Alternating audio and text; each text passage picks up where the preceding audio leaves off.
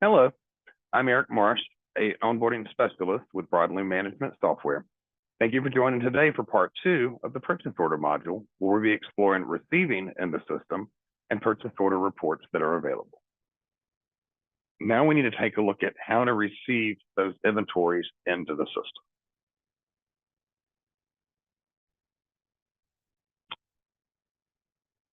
Like the purchase order process, we have multiple ways to receive within the system.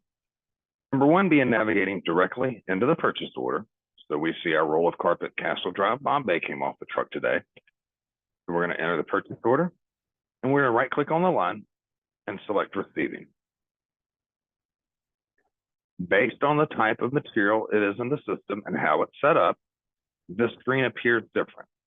In the case of carpet, we've ordered 22 feet. 21 feet are reserved to an order, but we received that 22-foot roll. So we're going to enter that quantity. In the case of roll goods, we'll enter that roll number and any die lot. What bin are we putting that material at? And then we'll select save. If your system is set up for barcoding, you've got the option to print a barcode label now as well and indicate how many copies. There is an option in the system to enter your AP invoices directly from the purchase order receiving process as well by selecting AP open item now. But in this case, we're just going to select save.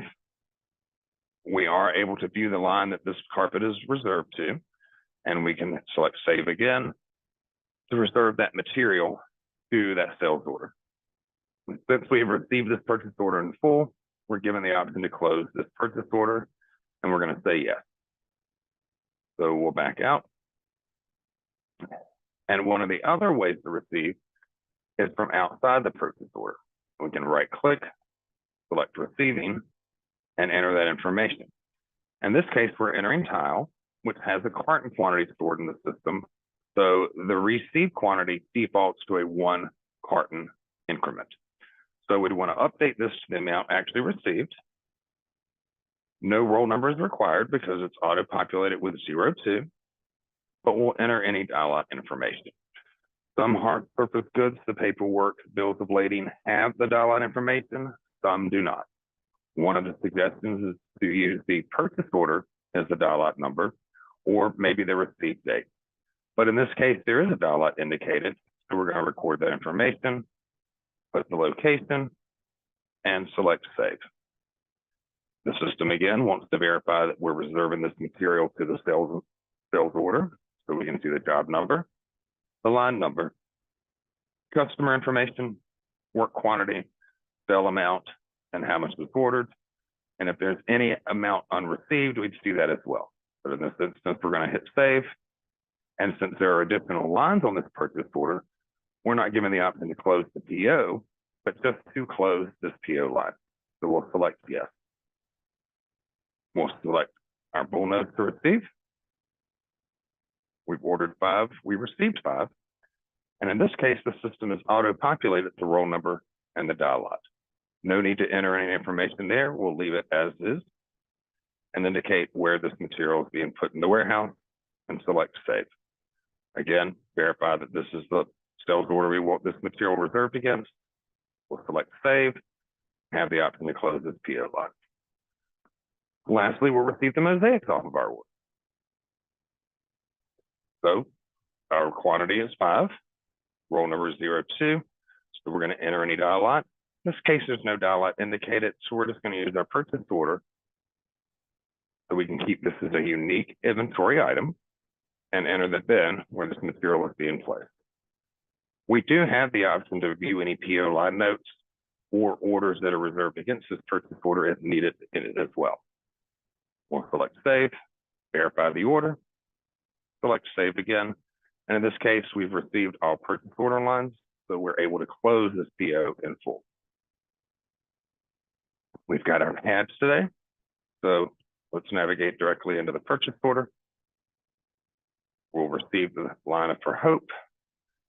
We ordered 3,000, but we've received an extra roll. So we're going to enter 3,100 square feet, 0808. And anytime we see 0808, This is our utility of cost averaging and accumulating in the system. So this receipt is going to be combined with any existing inventory while the costs are combined for an average cost. As long as we leave the roll and dial out at 0808, that will not be broken, and we'll maintain just one inventory record in the system. So we'll select save. And since we were receiving more than what is on the line currently, the system wants us to verify. You're about to receive more product than was ordered. Are you sure you want to continue? At this point, we can select yes, or we can select no, and we'll be given the opportunity to correct our receipt amount. So in this case, we will select yes. And since we do have an order that is assigned to this inventory, we do have the option to verify that. We'll select save, and we'll be given the option to close this PO line. On our charity, we go to receive, and it looks as though the mill has short tipped us. So instead of sending us 2,000, we only received 1,900. So we'll enter 1,900. We'll leave the 08 alone. Enter pad, and when we select save, now we're given the opportunity to modify the quantity ordered. So the mill reached out ahead of time and communicated that they were short tipping and are not going to tip the balance of the 1,000, or the 100, excuse me. Then we've got the option to go ahead and modify the quantity, change it to 1,900, and complete the receiving in full. If we think there's a chance we're going to receive that additional 100, then we'll leave that as open. So in this case, I'm not going to modify the quantity ordered. I'm going to select no. And then when I back out, I can now see that I've received 1,900, but we still have 100 square yards on order. Now, when the balance of 100 square yards has arrived, we have the option to go back into this line, receive that final 100 square yards, select save, and then we're going to close the purchase order line. One other neat receiving method that we have is what we call receive all. So we navigate to our purchase order. This is one of our stock POs. We've got a stock PO for some tile, but we don't want to receive, or for some grout, excuse me, but we don't want to receive these grouts line by line. So we want to move through this in a quicker manner.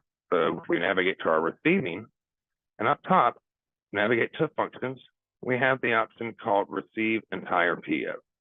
When we enter to the receive entire PO selection, we're required to enter the receiving branch. For any multiple branch locations, we'll enter one. And then the system is going to walk us through line by line. So our quantity ordered, our roll and dial out in this case are grayed out. And the only thing we're required to enter is the bin. If we do need to update a quantity, we do have that option by selecting edit. But if not, we're just going to enter that location, select receive line, and the system is going to walk us through line by line. So receive line again. And in the case of maybe one line did not come in, it wasn't available yet, we can skip receiving that line and continue on to the next. Once we're finished, we can now see that we've received lines 1, 2, 4, and 5, and left line 3 unreceived. If this is something for some reason is not going to come in, the mill has possibly discontinued the cocoa color, we do have an option as well to right click and unorder this material. And then at this point, we'd want to go ahead and close this purchase order out in the system so it's not left open. So we can navigate to functions, cancel close, which is going to close this purchase order out. PO is now closed, review only mode is available. One of the utilities we have available in the case of where receiving could have been done wrong, we do have the option to do a PO receipt adjustment. So we can get to this two ways, navigating to functions, purchase order receipt adjustment. And if you have that purchase order on hand, you can enter it and select view. Alternatively, if you navigate directly to the purchase order, we can also navigate to our PO receipt adjustments. So we're going to take a look at our closed purchase order, select build, and the pad that we received wrong earlier, we thought we had actually received 3,100 square yards, but upon inspection, we only received 3,000. So if we enter the purchase order, the PO is closed, we're going to navigate up to functions, PO item receipt adjustments, and we received 3,100 square yards, but after inspection, noted that we only received 3,000. So we're going to make a change, enter 3,000, select save, and our received amount is adjusted. If we back out of our PO item receipt area, currently the system shows 3,100 yards received, but if we select refresh, that is updated to 3,000. PO item receipt adjustments can be entered as long as the vendor invoice has not been entered into the system yet. So if I navigate to PO item receipt adjustments, any invoices entered and PO cost reviews done would be displayed here.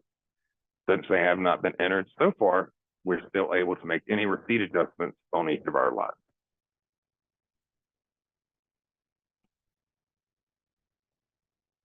One of the other time-saving features we have in the system is the ability to copy purchase orders. If we've got those large stock POs that we order consistently, we can copy them to a new PO without creating the need to enter all the lines again, and then make edits from there. So for our stock purchase order for the ground, if we navigate directly back to that purchase order, and go to functions, we can copy PO to new PO.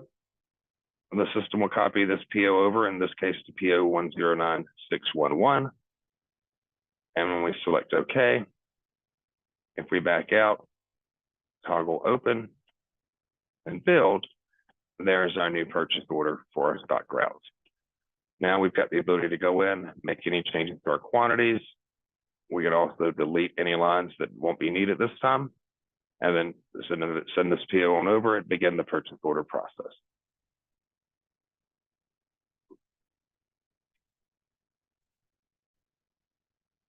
From inside the purchase order, a couple of the other things we'd like to take a look at are the PO history. Here we do see any history items that have been entered on this PO. And by taking a look at a PO that has been through the process, we navigate to close, select build. We'll hop back into that stock route purchase order. Navigate to that PO history tab, and here we can see any receipts that have been completed along with roll and dollar information. If the vendor invoice had been entered in AP open item maintenance yet, we'd see that as well. For those carpet POs in California, if there was any care on those, that would be indicated here along as well. An additional function that we'd like to take a look at is the PO audit review. So if we navigate into a PO, select view, audit review, here the system maintains a history of all the events that have occurred on this PO. For instance, if we wanted to look at who received materials, we can navigate to PO receiving, select filter. We can see the line that was received, the date and the time, along with the user.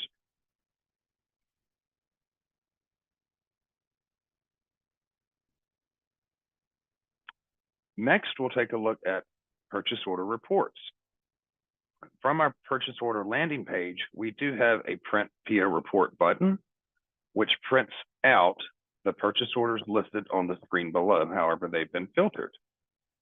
If we navigate to print reports, the print PO report button has also have an option in the print reports menu with print PO report.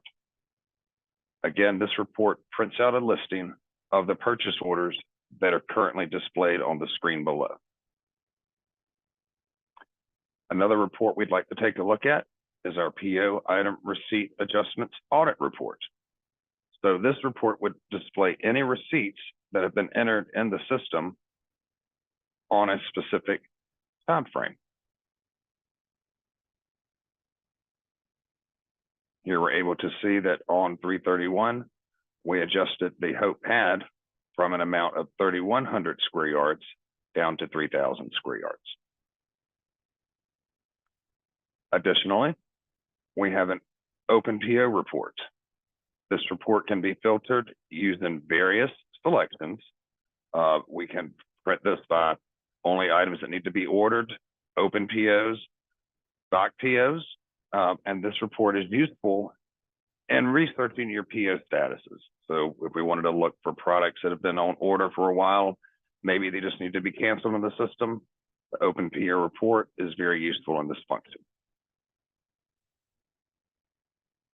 If we need to print purchase orders, if we need to print additional copies, possibly print copies of purchase orders to hand to our warehouse gentlemen when they go to make pickups, we can go to PO printing, print all open POs in the system based off of certain selection criteria again. So if we were going to a specific vendor local to us for pickup, we could select just that vendor to print the open POs in the system. Lastly, we'll take a look at our receiving reports. In receiving reports, we land by default on the receiving report itself. Recommended practice is to run this report on a daily basis to verify the receipts that were entered into the system match the bills of lading. So we'll modify the dates that we'd like to run the report for, and then we can select print to paper or PDF, or we can print to Excel. And this gives us a good way to review purchases or receipts that were entered into the system versus what was actually printed on the bills of lading. So on this report, we would have our vendor information. So we've got the PO number, the material that was received, the vendor, roll or die line information, and in column K, we see the quantity that was received. If we verify this report on a daily basis, it gives us the opportunity to make PO receipt adjustments before any vendor invoices are entered into AP open item maintenance. Additionally, under the receiving report option, we have a receiving report by product type that we can be ran by product type or vendor, also with date ranges. The receiving report by product type AP not invoiced, commonly referred to as the RNI, will give us a listing of all materials that have been received in the system. However, the vendor AP has not been entered in open item maintenance yet. So we print this to Excel. We're able to see all items that have been received, but the vendor invoice has not been entered in AP open item maintenance yet. Thank you for joining us today. If you would like additional information or have any inquiries about BMS software or any of Broadloom's products, please go to www.broadloom.com.